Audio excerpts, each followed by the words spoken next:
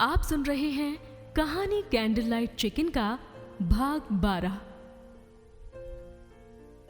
कहानी में अब तक आपने सुना कि जय और जोया दोनों की ही शादी उनकी मर्जी के खिलाफ करवा दी जाती है।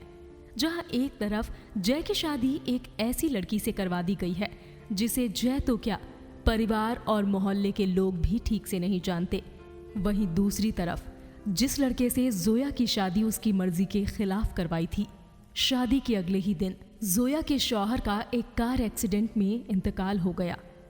आइए सुनते हैं कहानी में आगे क्या होता है। जोया के शौहर की मौत की खबर पाकर उसका पूरा परिवार उससे मिलने आता है। उसके बाद तीजे के दिन फिर से जोया के अम्मी अब्बू उसके यहाँ आते हैं। बातों बातों में उन्होंने जोया के ससुर से कहा, भाईजान, इस दुख को तो किसी भी कीमत पर कम नहीं किया जा सकता, लेकिन इस हादसे से हम सब उबर नहीं पा रहे हैं। तो हम कौन सा उबर पा रहे हैं? अरे एक ही तो लड़का था हमारा, लेकिन देखो उसे भी खुदा ने अपने पास बुला लिया। अपने दिल के जज्बातों को बयां करते हुए जोया के ससुर ने उसके अब्बू से ये बात कही। हाँ, सही कहा आपने, खुदा की खुदाई पर किसका जोर चला है आज तक। अब देखो, मेरी बेटी इस घर में आकर ठीक से बैठी भी नहीं थी कि उसका शौहर ही उससे इतना दूर चला गया कि कभी वापस ही नहीं आएगा। जोया के ससुर कहते हैं, इसमें इस बच्ची का कोई कसूर थोड़ी है भाईजान, ये सब तो खुदा का फैसला है जिसे चाहते हुए भी और ना चाहते हुए भी हमें मानना ही पड़ता है। जोया के अब्बू, वैसे भाईजान एक बात बताओ, कहीं आपको ऐसा तो नहीं लग रहा है ना कि मेरी बेटी आपके ऊपर बोझ बन रही है? क्योंकि मैं चाह रहा था कि अपनी बेटी को अपने साथ वापस अपने घर ले जाऊं। वैसे भी उसके लिए तो सब कुछ खत्म ही हो गया है। कैसी बात करते हो भाईजान आप भी? अरे वो मेरी बहू बाद में है, पहले मेरी बेटी है। मैं इसे वापस घर जाने की इजाज़त बिल्कुल नहीं दे सकता। जब तक उसका ये बाप जिंदा है उसे कहीं जाने की ज़रूरत नहीं है, समझे आप? जोया के अब्बू उनकी ये बात सुनकर थोड़ा सा चौंकते हुए अपनी कुर्सी से उठे और बोले, माफ़ करना भाईजान, मैं तो दुनियादारी को भांपते हुए कह रहा था। मुझे लगा कि कहीं आप भी तो। क्या आप भी भाईजान? अरे मैं इसका सगा बाप नहीं तो क्या हुआ, लेकिन बाप से कम थोड़े ना हूँ। मेरे जीते जी इस घर की दहलीज को छोड़कर मेरी बेटी कहीं नहीं जाएगी। जोया के ससुर ने ये बात बड़े ही रौब से कही। शर्मिंदा होते हुए जोया के अब्बू जाफर खान ने कहा, आप वाकई जितने अमीर इंसान हो उससे भी कहीं ज़्यादा नेक दिल हो। आप जैसा अगर हर इंसान इस दुनिया में हो जाए तो बाप के ऊपर बेटियां कभी बोझ नहीं बनेंगी। इतना कहने के बाद जोया के सिर पर हाथ रखने के बाद उसके अब्बू सबको सलाम करते हुए वहां से चले गए। जाते हुए अब्बू को देख जोया मन ही मन ये सोचती है कि मेरे ससुर कितने नेक दिल इंसान हैं, जिन्होंने मेरे अब्बू के हर एक सवाल का जवाब बड़ी ही समझदारी से दे दिया और मुझे बहू न मानते हुए बेटी का दर्जा दिया। ये तो मेरे अब्बू से भी काफ़ी ऊपर उठकर सोचने वाले इंसान हैं। शायद मेरे अब्बू की जगह पर ये मेरे अब्बू होते तो आज मुझे ऐसे घुट घुट कर जीने की नौबत नहीं आती। ये उनमें से हैं जो जाति और मजहब से ऊपर उठकर सोचते हैं। इंसानियत को लेकर इनकी सोच बड़ी महान है। अब मैं पूरी जिंदगी इनकी सेवा में लगा दूंगी। इसी सोच के बाद जोया ने अपने ससुर से कहा, पिताजी, मैं आज से आपकी बेटी हूँ और इस घर को छोड़कर कभी नहीं जाऊंगी। जितनी भी उम्मीदें आपने अपने बेटे से की थी उसे मैं पूरा करूंगी। जब जब आपको अपने बेटे की याद आएगी तब तब उनकी जगह पर मैं आपको दिखूंगी। ये कहते हुए जोया की आंखें नम हो गई। जोया के ससुर ने जोया को संभालते हुए कहा, बेटा, तुम इस घर में अकेले पूरे दिन कैसे रहोगी? अब्बू, मैं अकेली कहाँ हूँ, आप लोग हैं ना मेरे साथ। और मैं सोच रही थी कि रिसर्च करने के बाद जो मेरा मानसिक रोगियों के ऊपर प्रैक्टिस करने का सपना था वो अधूरा रह गया है। क्या वो मैं इस घर से पूरा करूं, जिससे आपकी इस दरिया दिली के साथ साथ लोगों तक आपकी शोहरत को और बढ़ाने में मदद कर सकूं? क्या इसके लिए आप मुझे इजाज़त दे सकते हैं? अगर आप मुझे इस काम की इजाज़त दे दें तो मैं ज़िंदगी भर आपकी एहसानमंद रहूँगी, क्योंकि ये मेरा सपना ही नहीं बल्कि मेरी हॉबी भी है। जिसे करके शायद मैं अपने आप को खुश रख सकूं। जोया के ससुर ये बात सुनकर अंदर ही अंदर काफी खुश हुए और जोया की आंखों में आंखें डालकर गर्दन हिलाते हुए बोले, इससे अच्छी बात और क्या हो सकती है।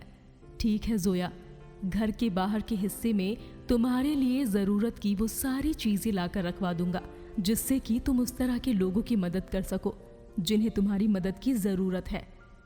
जोया के लिए अब अपने सास ससुर की सेवा करना और उनको बेटे की मौत के गम से बाहर निकालना जैसे उसका मकसद बन गया था। वो दिन ब दिन अपने सास ससुर की सेवा करने में और परिवार को संभालने में लग गई। दिनों दिन उसके क्लिनिक पर मानसिक रोगी आने लगे और ठीक भी होने लगे। ये चर्चा भी दूर दूर तक फैलने लगी। एक दिन जब जोया अपने ससुर के पास बैठी थी तो उसके चेहरे को भांपते हुए उन्होंने कहा, जोया, गुमसुम क्यों बैठी हो बेटी, क्या हुआ? कुछ नहीं अब्बू, बस यूं ही आज थोड़ा सा मन उदास हो रहा है।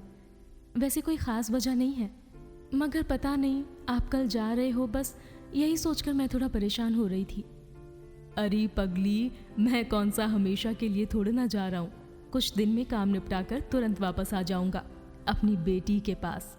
हाँ अब्बू, अगर ज़रूरी काम है तो मैं आपको नहीं रोकूंगी, लेकिन कम से कम ये तो बता दें कि आप जा कहाँ रहे हो। बेटी, अपनी एक फैक्ट्री है, मुझे उसे देखने के लिए जाना पड़ेगा। पहले ये काम फरहाद कर लिया करता था, लेकिन उसके जाने के बाद अब मुझे ये काम करना पड़ेगा। ये बात कहते हुए उनके चेहरे पर गम के बादल छा गए। जोया ने जैसे ही देखा कि अब्बू उदास हो गए हैं तो उसने तुरंत बात बदलते हुए कहा, अरे अब्बू, आप आराम से जाइए, मगर जल्दी वापस आ जाना, हाँ, क्योंकि आपकी बेटी यहाँ आपका इंतजार करेगी। अच्छा ठीक है बेटी, तो मैं निकलता हूँ। जल्दी वापस आ गया तो हम तुम्हारे अब्बू से मिलने चलेंगे। ये बात कहते हुए जोया के ससुर ने अपना बैग उठाया और बहू के सिर पर हाथ फेरते हुए दरवाजे से बाहर निकल गए। उन्होंने कहा, बेटा अपना ध्यान रखना, कभी भी किसी भी चीज की जरूरत हो तो अपनी अम्मी से कहकर मंगवा लेना, हाँ। जोया दूर तक अपने ससुर को देखती रही। जब वो आंखों से ओझल हो गए तो दरवाजा बंद करके वापस अपने कमरे में आ गई। कमरे में आकर जोया सोच के समुंदर में डूब गई। वो सोचने लगी कि कैसी है ये दुनिया, जहां अपने पराये हो जाते हैं और पराये भी अपनों के जैसे लगने लगते हैं। इधर जय का परिवार नीलम की तारीफों के कसीदे पढ़ने लगा। पड़ोसी भी नीलम की सुंदरता की खूब तारीफें करते। दिखने में तो वैसे भी नीलम किसी फिल्मी हीरोइन से कम नहीं लगती थी। गोरा रंग, बड़ी बड़ी आंखें, लंबे बाल, कातिल मुस्कान, यानी नीलम को अगर हुस्न की मलिका कहा जाए तो कोई अतिशयोक्ति नहीं होगी। मगर नीलम जितना दिखने में सुंदर थी, उसका व्यवहार उतना ही अजीब सा था। घर में कुछ दिन बिताने के साथ ही नीलम ने अपने रंग और तेवर दिखाना शुरू कर दिया। उसके व्यवहार में रोजाना अंतर दिखाई देने लगा। घर में सभी लोगों को हर रोज नीलम का व्यवहार बदलता हुआ नजर आने लगा। घर वाले तो घर वाले, पड़ोसी तक उससे हैरान हो जाते, लेकिन कोई कुछ बोल नहीं पाता था। एक दिन 10 बजे सोकर उठने के बाद जय की पत्नी नीलम ने अपनी सास के पास जाकर अंगड़ाई लेते हुए कहा, माँ जी, आपने चाय बनाई है क्या? जय की माँ ने उसे ऊपर से नीचे तक देखते हुए कहा, हाँ बनाई तो है, तुम किचन से ले लो। इतना कहने के बाद माँ अपने कमरे में चली गई। उसी दिन जय की माँ ने अपनी बहू से कहा, अरे बहू, आज दोपहर का खाना तुम बनाओ। तुम्हारे ससुर जी चाह रहे थे कि आज दोपहर का खाना तुम अपने हाथों से उन्हें बनाकर खिलाओ। नीलम ने कहा, ठीक है माँ जी, अगर ससुर जी कह रहे हैं तो मैं जरूर आज दोपहर का खाना बनाकर उन्हें खिलवाऊंगी। इसके बाद नीलम ने अपने पिता को बुलाया और मार्केट से चिकन लाने को भेज दिया। नीलम के पिता भी तुरंत मार्केट से चिकन लेकर आए और अपनी बेटी को दे दिया। इसके बाद नीलम ने चिकन को बनाना शुरू किया। इस बीच नीलम के ससुर कहीं बाहर गए हुए थे तो सासू माँ भी पास के घर चली गई। इसीलिए दोनों को ही नहीं पता चला कि घर में आखिर बन क्या रहा है। जय को अंदर तक चिकन बनने की खुशबू पहुंची, लेकिन वो चुपचाप अपने बेड पर लेटा रहा। नीलम ने नॉनवेज बनाकर तैयार कर दिया। खाना बनने के थोड़ी देर बाद ही जय की माँ घर पहुंची तो उन्हें कुछ अजीब सी बू आई, लेकिन वो ज्यादा ध्यान न देते हुए अपने कमरे में जाकर बैठ गई। इसके थोड़ी देर बाद जय के पिता भी जब घर में आए तो उन्हें कुछ अलग तरह की खुशबू आई, लेकिन वो जल्दी से मुंह हाथ धोकर बोले, बहू जरा खाना लगा दे, बहुत जोरों की भूख लगी है। नीलम ने अपने कमरे से निकलते हुए कहा। अभी लाई पिताजी। इसके बाद नीलम ने 2 प्लेटों में चिकन परोस दिया। पिताजी की नजर नॉनवेज पर पड़ी। वो राम राम करते हुए दूर हट गए। इसी तरह से जय की माँ भी अपने मुंह पर कपड़ा रखकर खाने से दूर हट गई। गुस्से में चेहरा लाल करते हुए पिताजी चिल्लाए, ये क्या तमाशा है बहू? अरे तुम्हारी हिम्मत कैसे हुई इस घर में मीट बनाने की? माँ ने भी नीलम को फटकारते हुए तेज आवाज में कहा, बहू तुमने ये क्या सत्यानाश कर दिया? अरे तुम्हें पता है ना कि हम पंडित हैं, हमारे लिए मीट मांस की तरफ देखना भी पाप है। मैं भी तो पंडित हूँ ना। अरे अगर आप नहीं खाते तो इसमें मेरी गलती थोड़ी है। मुझे तो चिकन मटन बहुत अच्छा लगता है। अब क्या आप मेरे खाने पर भी पाबंदी लगाएंगे? जय के पिता का गुस्सा 7वें आसमान पर पहुंच गया। वो चिल्लाते हुए बोले, अरे तू बिल्कुल मूर्ख है क्या? तुझे समझ नहीं आया कि हमारे घर में ये सब नहीं बन सकता? तेरे परिवार के लोगों ने पहले तो नहीं बताया कि वो मांस खाते हैं। हे राम, ये मुझसे कैसा पाप हो गया? पाप हो गया? कौन सा पाप हो गया? अरे आपने हमसे पूछा ही कहा कि हम क्या खाते हैं क्या नहीं। आपने तो बस झटपट शादी करवा दी। देखो पिताजी, मेरे परिवार में सब लोग मीट खाते हैं, इसीलिए आप मुझे चिकन मटन खाने से नहीं रोक सकते। पिताजी ने फिर से ऊंची आवाज में कहा, आज के बाद अगर इस घर में मीट बना तो मैं तुमको यहाँ से निकाल दूंगा, समझी? नीलम ने भी अपनी आंखें चढ़ाते हुए कहा, निकाल देंगे? ऐसे कैसे निकाल देंगे? अरे मैं इस घर की बहू हूँ, कोई भाग कर नहीं आई हूँ जो मुझे आप जोर जबरदस्ती से घर से निकाल देंगे। एक तो पहले ही मेरी शादी उस पागल आदमी से करवा दी जो ना ढंग से बोलता है और ना ही मुझे अपनी पत्नी मानता है।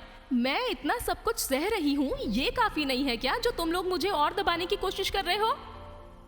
नीलम के मुंह से इस तरह की जहर भरी बातें सुनने के बाद पिताजी बड़बड़ाते हुए अपने कमरे में चले गए।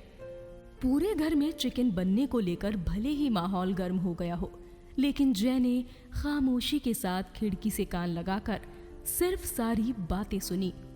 नीलम की इस बदतमीजी को देखकर जय को जोया की याद आ गई।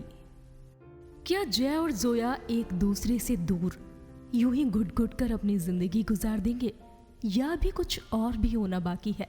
जानने के लिए सुनिएगा जरूर कहानी कैंडल लाइट चिकन का अगला भाग, सिर्फ स्टोरियन लफ्जों के हमसफर।